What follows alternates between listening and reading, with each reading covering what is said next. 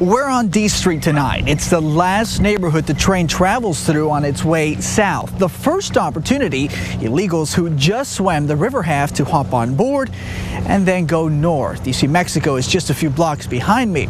Well, we wanted to know exactly what it's like riding the rails, running from law enforcement and hiding.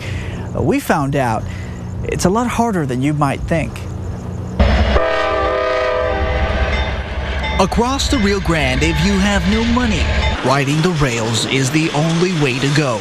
You need no ticket, only the courage to take a risk and the ability to cling on for dear life. Riders say they were raped, tortured, and robbed by the cartels trying to gain control of the trains. It's not an easy way, but for many, it's the only way. Increased scrutiny by Mexican and U.S. law enforcement means fewer people can hitch a ride to opportunity over the Rio Grande. Things change on this side of the border. I see emptiness now. Something has happened that has no people coming from across the border on the boxcars. A single stretch of track runs in front of George and Consuelo Mejorado's home. It's the first stretch of rails in America, where if you live in the right spot, you can see the freight trains snaking in from Mexico through the heart of Brownsville. Only the people that live along this area know the stories that happen around the railroad. This neighborhood once overlooked the bustling Amigo Land switching yard. It was a very busy area, this railroad, very busy area. It's not just the train that goes once that way and back. Train cars used to be loaded and unloaded right in front of the Mejorado's home. Cargo was always on the move. So were people. Strangers would lose themselves in the never-ending maze of metal, boxcars, and goods. Big 100-ton cars provided a free ride to a better life. It often started on George and Consuelo's front porch. They would take the freight train back up north. When the train would stop there on the yard, they would run over here during the night and ask for water, sandwiches. They were always asking for a train that was headed to Houston.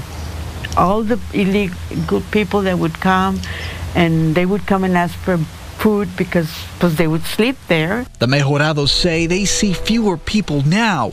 The days of hopping the train to ride the rails are nearly gone. The retired couple rarely crosses paths with people headed north now. Maybe they're being checked across the border before they get back into the United States. Just as you see it now quiet, it has its stories, its tragic stories. You know, it has ended lives here in this area. Mariano Alvarez made it past the Mejorados porch. We caught up with him in the rail yard.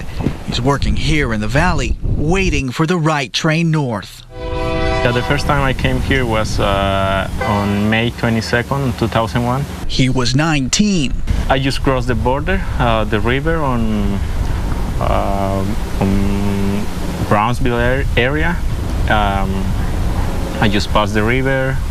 I just catch the train a couple miles away from Brownsville. Alvarez's journey is a long and treacherous one. It started in his home state of Quintana Roo. That's an area near Cancun. He hopped a bus there and traveled down the Mexican coastline all the way to the U.S.-Mexico border in Matamoros. Took him about 4 days to finally get there. He waited in Matamoros for about 2 months for his opportunity to swim across the Rio Grande. He hopped a train in Brownsville that took him from Houston to Louisiana, Mississippi, Alabama, and finally his final destination in Tallahassee, Florida, where he worked on farms and also Chinese restaurants. His entire journey from Quintana Roo all the way to Florida taking just over 2 months. With the Chinese people because I started to work in a Chinese restaurant. So I have to learn some English. Now I'm proud of that because now I can talk to you in another language. I can talk to somebody else from this country in their own language. Alvarez is headed north on the rails again in search of work one last time.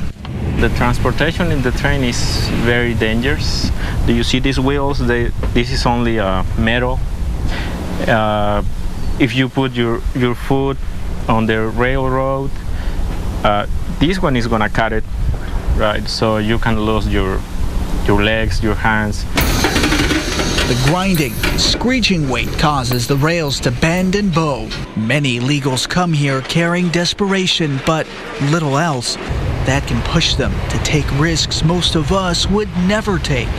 If you take the road, you take a car, you take a ride in a car, there is a checkpoint of the immigration, right? The immigration is, they check your passport, they check that you got visa, you got papers to be here. Alvarez escapes all that on the rails. He bypasses the checkpoints. My dream is to have a big farm in my country. So, now I'm trying to make a chicken farm for now, but with the time I grew up, I'm gonna have some pigs, cows later, grow up vegetables. Alvarez is chasing that dream on a train. He'll earn what money he can, then go home to Mexico. I don't have to come here again. I don't have to take the train again. I don't have to have problems anymore with the immigration from USA, so I don't have to risk my life. Alvarez may be one of the last to ride the rails to hope. The government's concern about the violence across the border is causing it to take a closer look at who and what is being hidden in the metal maze. That means less opportunities for people like Alvarez. Without knowing if they're going to get a job or it's going to get worse for them, but they're risking it all. The Mejorados say the world came to them in a boxcar on these tracks. They met people from everywhere. They're chasing a dream. They take a chance by riding the rails.